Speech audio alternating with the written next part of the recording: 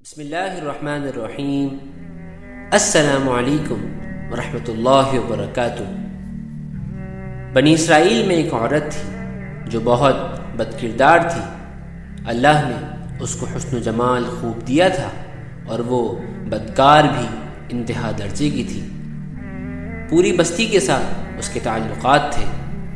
وہ اتنی مالدار ہو گئی کہ اس نے اپنے لیے بہت بڑا محل بنا لیا تھا اور ایک تخت بنوایا، اور وہ بن سنور کر ملکہ کی طرح تخت پر بیٹھتی تھی، اور اس کے ساتھ غلط تعلق رکھنے والے پورے شہر کے امراء تھے۔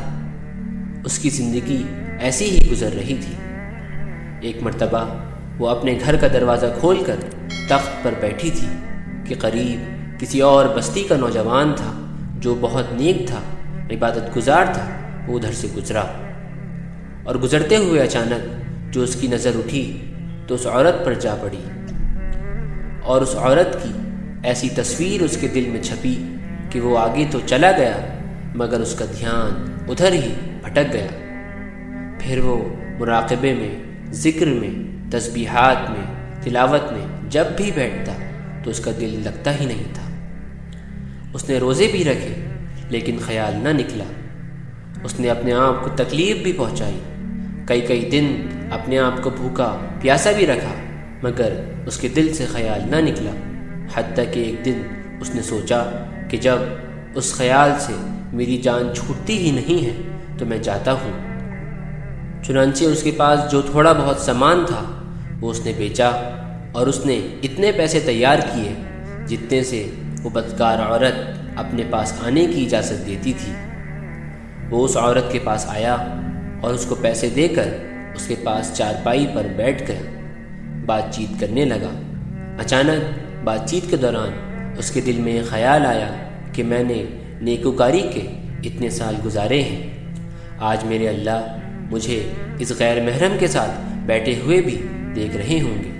بس یہ خیال دل میں آیا تو اللہ کا ڈر دل پر غالب آ گیا اور نوجوان نے کانپنا شروع کر دیا۔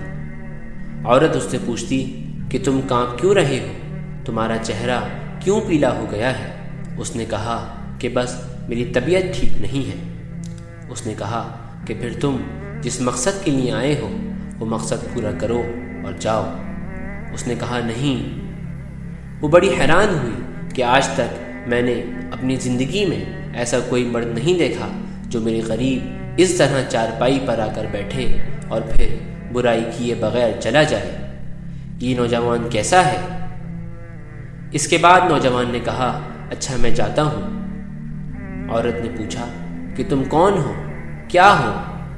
اس نے بتایا کہ میں اس نام کا بندہ ہوں اور فلانی بستی کا ہوں، اور میرے دل میں یہ خیال آ رہا ہے کہ میں نے اتنی عمر مصلی پر بیٹھ کر گزار دی، آج میرا اللہ مجھے تیرے ساتھ بیٹھے ہوئے بھی تو دیکھ رہا ہے۔ بس اس کے بعد اس نوجوان کی آنکھوں میں آنسو آ گئے اور وہ چل پڑا۔ اب وہ چلا تو اس عورت کو جو تھوڑی بہت صحبت اس نوجوان کی نصیب ہو گئی، اس کی برکت اس کو مل گئی۔ چنانچہ عورت کے دل میں خیال آیا کہ یہ کنوارا نوجوان اتنا اللہ سے ڈرتا ہے جبکہ اس نے گناہ بھی نہیں کیا، اور میں تو سارا دن اور ساری رات گناہوں کا مرتکب ہونے والی ہوں، میں تو خدا سے ڈرتی ہی نہیں۔ اس کے دل میں شرمندگی پیدا ہوئی، ندامت آنے لگی کہ کروں تو کیا کروں۔ دل میں خیال آیا کہ اچھا چلتی ہوں اور حضرت موسیٰ علیہ السلام سے پوچھتی ہوں کہ کیا میرے لیے بھی توبہ کی کوئی صورت بنتی ہے۔ وہ اپنے گھر سے نکل کھڑی ہوئی۔ اب اس کو بستی کا ایک بندہ پہچانتا تھا، وہ ایسی نامی گرامی چیز تھی۔ وہ چلی اور جا کر حضرت موسیٰ علیہ السلام کو جو دیکھا تو وہ اس وقت بنی اسرائیل کے لوگوں کو نصیحت فرما رہے تھے۔ اس نے کسی آدمی کے ذریعے پیغام بھیجا کہ حضرت موسیٰ سے جا کر کہو کہ میں آپ سے ملنا چاہتی ہوں۔ اب جس کو پیغام دیا وہ بہت بیوقوف تھا۔ کچھ پیغام پہنچانے والے بھی تو بہت بیوقوف ہوتے ہیں جس کو ڈھنگ ہی نہیں آتا۔ اس خدا کے بندے نے سیدھا جا کر سب کے سامنے کہہ دیا کہ حضرت آپ سے فلاں عورت ملنے آئی ہے۔ حضرت موسیٰ نے نام سنا تو آپ کو بہت جلال آیا کہ لوگ کیا سوچتے ہوں گے کہ ایسی عورت ان سے ملنے کے لیے آئی ہے، ان کا کیا تعلق ان سے؟ حضرت موسیٰ نے غصے میں کہہ دیا کہ اس سے کہو کہ چلی جائے، میں اس سے نہیں ملنا چاہتا۔ اس بیوقوف نے آ کر کہا کہ میں نے بات کہی تو حضرت موسیٰ بڑے ناراض ہوئے، وہ تو بڑے خفا ہوئے تم سے، وہ ڈر گئی۔ اس نے کہا کہ میری بدکاریاں ایسی ہیں کہ اللہ مجھ سے ناراض تھا، اور اب اللہ کا نبی بھی مجھ سے بات کرنا نہیں چاہتا، میرے لیے تو اب دنیا میں ٹھکانہ کوئی نہیں۔ بڑے اداس اور بوجھل قدموں کے ساتھ وہ وہاں سے واپس آئی، اور اسے سمجھ نہیں آ رہا تھا کہ وہ کیا کرے۔ اب وہ حیران تھی کہ اللہ کے نبی نے بھی میرے ساتھ بات کرنا گوارا نہ کیا، میں اتنی گری ہوئی چیز ہوں کہ وہ بات کرنا بھی نہیں چاہتے۔ چنانچہ وہ گھر آئی اور اس نے گھر کی کنڈی لگائی۔ اس نے اپنے کسی بڑے سے سنا ہوا تھا کہ بندہ جب اپنے رب کو منانا چاہے تو اس کو چاہیے کہ وہ اس کے سامنے سجدہ کرے۔ چنانچہ اسے اور کوئی طریقہ آتا نہیں تھا۔ گھر کی کنڈی لگا کر ایک جگہ اس نے اللہ کے سامنے سجدہ کیا کہ دل سے یہ کہہ رہی ہو، میں تیرے سامنے جھک رہی ہوں خدا، میں تیرے سامنے جھک رہی ہوں خدا، میرا کوئی نہیں اللہ تیرے سوا۔ اسے پوری دنیا میں اور کوئی نجات کا راستہ نظر نہیں آتا تھا۔ پھر اللہ کی شان دیکھیے، اس نے رات گزاری۔ اگلے دن اس کے دل میں خیال آیا کہ میں عورت ذات ہوں، اکیلے مکان میں رہتی ہوں، ایک میری خادمہ ہے، تو میں اگر نیت کر بھی لوں تو جتنے لوگوں نے میرے ساتھ بدکاریاں کی ہیں وہ تو مجھے اس میں رہنے نہیں دیں گے، تو بہتر یہ ہے کہ میں اس جگہ کو چھوڑ کر چلی جاؤں۔ تبھی اس نے فیصلہ کر لیا کہ میں یہاں سے چلی جاتی ہوں۔ اس نے اپنے آپ کو ایک سادے سے کپڑے میں لپیٹا تاکہ کوئی کپڑوں کو اور حسن و جمال کو نہ دیکھے کہ یہ کون جا رہی ہے۔ پھر اس نے سوچا کہاں جاؤں؟ دل میں خیال آیا کہ وہ نیک نوجوان تھا جس کے دل میں اللہ کا کتنا خوف تھا کہ وہ اللہ کے ڈر سے کانپ رہا تھا۔ کیوں نہ میں اس نیک بندے کے پاس چلی جاؤں اور اس کی خادمہ بن کر رہ جاؤں، ممکن ہے کہ وہ مجھے نکاح میں ہی قبول کر لے۔ وہ اس بستی کی طرف چل پڑی۔